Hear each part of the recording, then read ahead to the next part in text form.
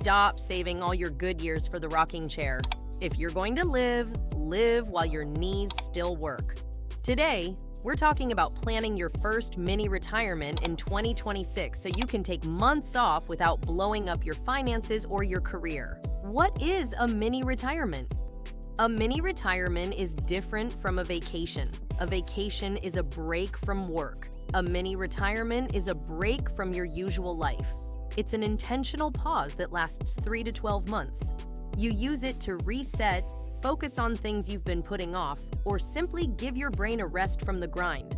Tim Ferriss popularized the term years ago, but now millennials and Gen Z are running with it because they're not interested in waiting until 65 to enjoy their time. A mini retirement isn't quitting forever. It's pressing the pause button so you can come back sharper and more in control. You don't need to have millions in the bank. You just need a smart plan. Why now? 2026 is shaping up to be an ideal year to have a mini retirement. Remote work is still holding strong, with about 20% of workers in the US working entirely from home and many others in hybrid roles. The standard office week for a lot of companies now is 3 days in person and the rest at home. That means more employers are open to career breaks, especially when they know you can ease back in without a big adjustment. This is a huge change from the days when a gap in your CV was treated like a confession of laziness. The pandemic cracked that mindset, and now career breaks are even seen as a sign of balance and self-awareness in industries like tech, startups, and creative fields.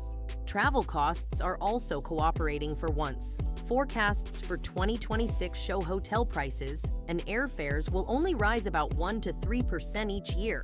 That's barely more than regular inflation and much lower than the spikes we saw right after the pandemic. Car rental rates are also expected to stabilize. The world is back in motion, tourism has normalized, and you can plan your budget without worrying that your daily coffee in Lisbon will suddenly cost as much as a small house. Stable prices mean you can lock in a plan now and know that it will still make sense when you go. Budgeting for 3 to 6 months off now comes the real question.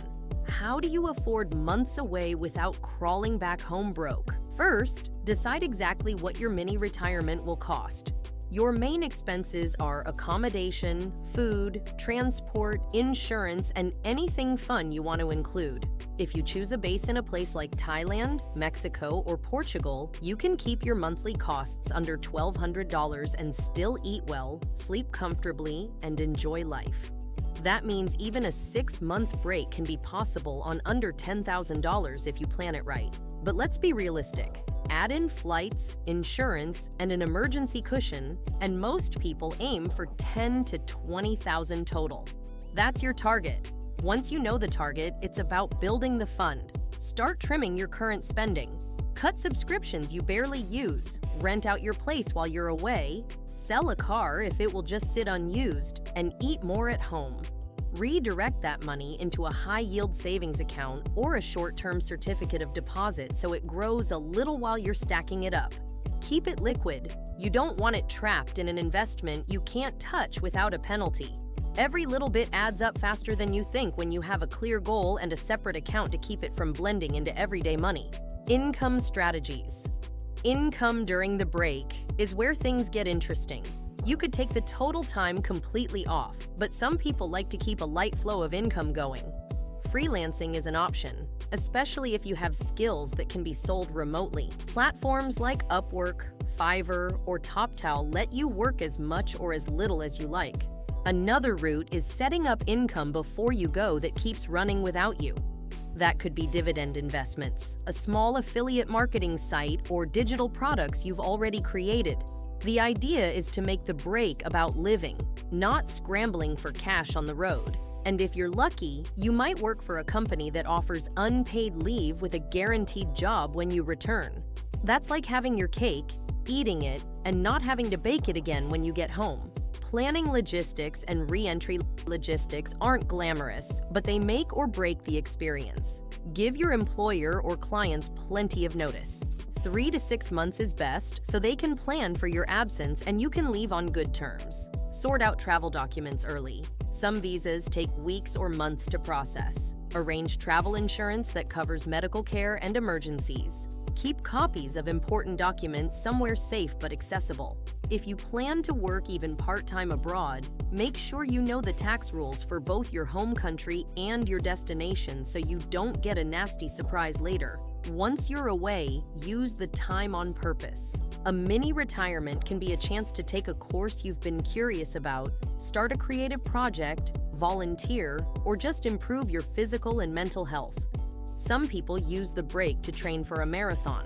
Others just take long walks every morning and learn how to cook food from the local market. The important part is that you're living differently from your usual routine. That's what creates the reset. Thinking ahead to your return is just as important as planning the break. Keep a light connection to your network so you don't feel like a ghost when you come back. Post occasional updates on LinkedIn or send the odd email to former colleagues. That way, when you step back into work, it's a continuation, not a cold start. Update your CV with any skills or experiences you gained. If you built a portfolio or created something during your time away, that can be a strong talking point when you're interviewing for new roles or pitching to clients. There's also the mindset shift. A mini retirement can change how you think about work and money forever. It shows you that you can design your life around balance, rather than burning out and trying to recover later. You learn to spot the risks you don't see, because those are the ones that derail plans. You realize that financial security isn't just about how much you make, but how ready you are for change. And you see that happiness doesn't have to be tied to constant growth or chasing the next big win. Sometimes the best ROI comes from stepping away for a while. If you're serious about making this happen, the best time to start planning is now. That gives you enough time to arrange logistics and set up any income streams you want in place. It also lets you watch flight prices and lock in good deals before they climb. The sooner you set your plan, the less stress you'll have later. And when 2026 rolls around, you'll be able to step out of your regular life with a smile instead of a panic. By the way, if you want to start growing your investments before or during your break, check out the link in the description. Sign up with my Interactive Brokers affiliate link and you can get up to $1,000 in free IBKR stock. That's a solid start to building the kind of financial foundation that makes mini retirements easier in the future. What does your ideal mini retirement look like? Let me know in the comments below, and don't forget to like and subscribe while you're there.